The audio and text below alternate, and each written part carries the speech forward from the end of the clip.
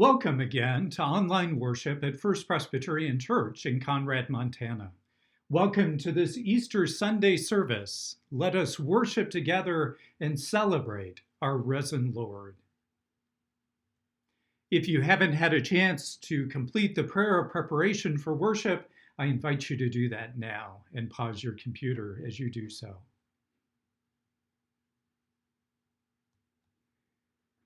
Again, welcome to worship at First Presbyterian Church in Conrad, Montana. It's good to have you with us, even if it's virtually or over the internet or through a conference call.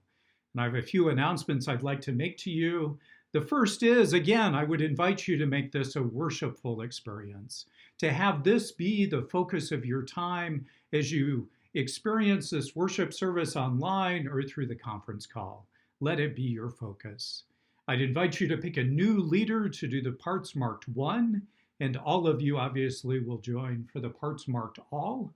For those of you who are in a single person household, I invite you to say all the pieces out loud.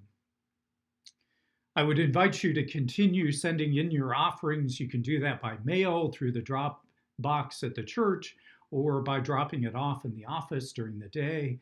We really appreciate those of you who have continued to provide your offerings. And I would invite you, if you do experience hardship, whether due to an infection or illness, or due to job loss or financial challenge or other things, loss of family members or friends, please let the church know so that we can be in prayer for you and maybe find resources to assist you through that challenge.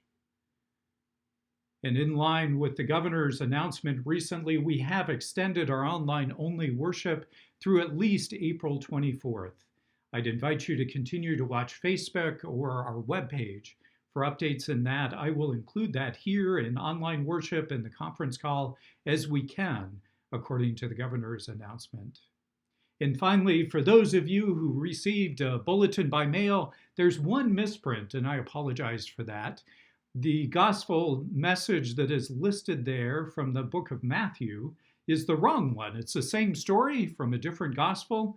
It really should be the Gospel of John, chapter 20, verses 1 through 18. Let us continue now to worship our Lord and to worship our God. And I invite you to continue with the call to worship.